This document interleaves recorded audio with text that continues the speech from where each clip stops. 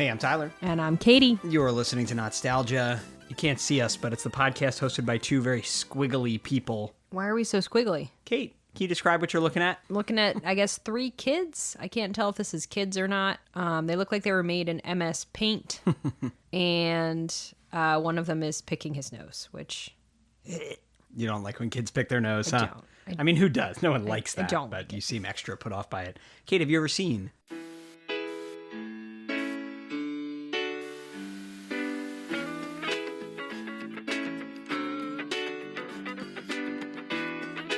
home movies? I've seen my own home movies, but I have not seen this home movies. Mostly when I watch home movies, I want to destroy any tape from like between 1999 and 2006. Those are your best years. What are you talking about? Those are not Those my are your best most years. entertaining home movies. Well, Kate, these are not your home movies. No. This is a TV show called Home Movies. This was on Adult Swim. However, after our most recent Adult Swim, which was Disastrous. The Brack Show, you just really, I've been getting the vibe that you're not enjoying the Adult Swim show. So I'm not. So I've rearranged the schedule a little bit here, some behind the scenes info.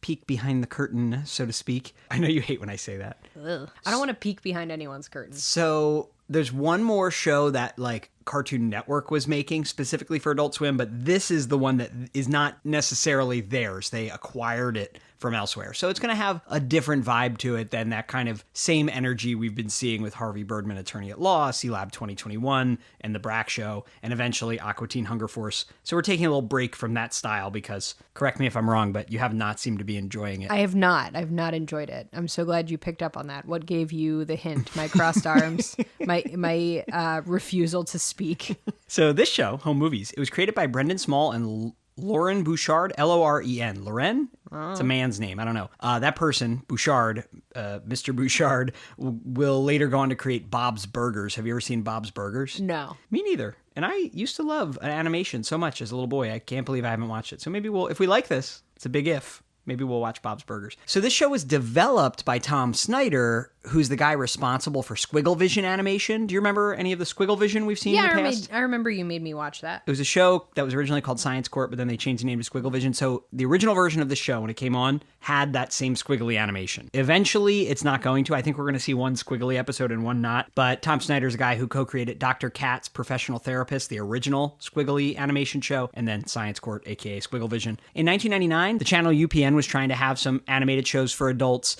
So they put on 2 shows in 1999, Dilbert, based on the comic, and Home Movies. Dilbert lasted 2 seasons and 30 episodes. Home Movies, they canceled after just 5 episodes. However, Kate, you may recall, in the year 2000, Cartoon Network was putting together Adult Swim, their adult-oriented nighttime animation block.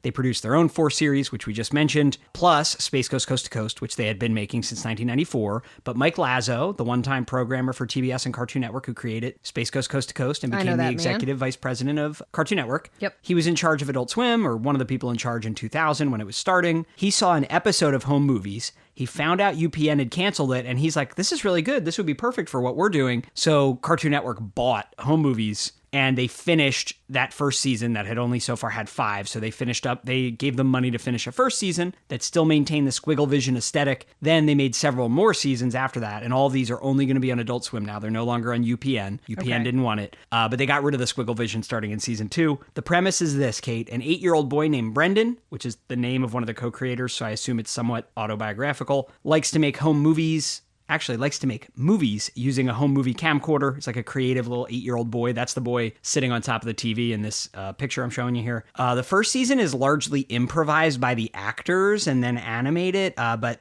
as the seasons go on, it becomes a little more traditionally scripted with some improv, but they kind of moved away from that. They also kind of interestingly have multi-episode story arcs, like the little boy Brendan, the main character, he meets his estranged father. The father gets remarried, has a child. Like there's kind of ongoing stories here, which is a little unusual for an animated show like this. Fascinating. So almost ironically here, because this show is about an 8-year-old boy, I think, having not seen this in years, but I feel like this is going to be the most mature, quote unquote, of these Adult Swim, quote unquote, mature shows, because the others have been so juvenile in their humor that, I don't know, this might be different. I'm hoping, for the love of God, that this is different and you enjoy it, maybe. We're going to watch a season 1 episode and a season 3 episode. All of them, though, are from after Cartoon Network got them. Sadly, that means we won't hear Paula Poundstone. Drat. Because I know you love Paula Poundstone. I do love Paula Poundstone. She was in the UPN episodes, but not in the new ones on Adult Swim.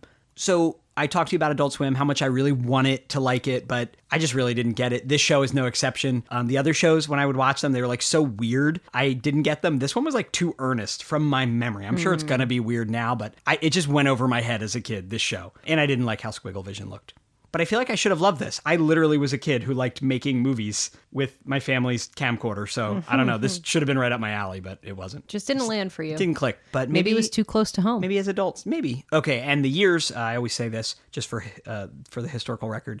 It originally ran on UPN from April 26, 1999 to May 24th, 1999 for 5 episodes. Cartoon Network aired the 6th episode as that first night of Adult Swim programming on September 2nd, 2001, continued on Adult Swim until April 24th, 2004. They made a total of 4 seasons and 52 episodes, 5 for UPN, 47 for Cartoon Network. We're going to watch Season 1, Episode 6, which was the episode that aired that first night of Adult Swim. Wow. Director's cut, first episode Cartoon Network made instead of UPN, and Season 3, Episode 1, Shore Leave.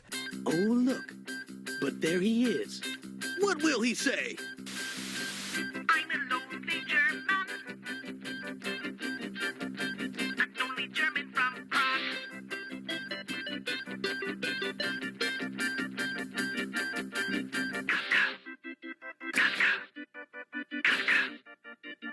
Okay, cut. Okay, first of all, guys, tremendous. Really, that was incredible. You know, that's great. I don't understand how you can do that. It's fantastic. What you do is great. I'm not sure that Kafka's Metamorphosis is the best idea for a rock opera. That's his coach. He's got an alcohol problem that this 8-year-old boy is aware of. It's fine. I just feel like the delivery on this is just very grown up, which I like the juxtaposition between like these kid bodies and these grown up voices. Mm-hmm. So now we've cut to the rock opera about Franz Kafka. This does look like something you would have made as a kid. I wish. Is he like just the only kid whose family will let him use the video camera? Seems like it. You know? Right, because the other kids are coming to him with ideas. He doesn't love them. It's low key. Yes. This is like a good, you know, when you had to like make a video for a video project and like everybody brought a bunch of stuff and you just hope that like you've all brought what you need in terms of like costumes and props. That's kind of what it's like. I would watch this rock opera about Franz Kafka. That's really funny. This does look like it was made in like Flash, right? Yeah, it's very simple looking. Mm-hmm. And that's the trick with Squiggle Vision, is that you can have a really lightly animated thing look kind of dynamic because they're squiggling. Baby, what's happening? It's Louis, his movie about Louis Pasteur and Louis Braille. The music in the Kafka musical is like it's kind of really good. Yeah, it's really funny. I like the mom in this. She told her son he was coming unraveled. I have to say, the Franz Kafka rock opera music it's catchy. What do you think so far compared to perhaps some of the other shows that aired that light fateful years night? better. Light years better. You're still pretty quiet. It's not but great, that's okay. but light years better. Yeah, we didn't have a ton to say, but it's weirdly slow because of the improv, but like pretty engaging. I don't know. It was interesting. There's like some dead air with the improv, but I kind of like it. Mm-hmm. It's very like slow paced. Yeah, in a good way. Yeah, I can't tell if I like the kid bodies with the adult voices coming out of them, but it's kind of compelling in a way. Yeah. Well, okay, let's try one more. One more. No more Squiggle Vision, less improv. All right, walkie-talkie test. Let's see if these babies work. Can anybody hear me? Yes. Yes. Can anybody hear me? I repeat, hear me. Yes. Yes. Melissa, do you think Jason knows to take his thumb off the button so he can hear us? Whoops. Now can you hear me? Can anybody hear me? Yes. Who said that? Me. Okay, who's that? Okay, can anybody hear me? No. I mean, yes. Okay, guys, we need to keep in touch this weekend, so we have to learn to use these things, all right?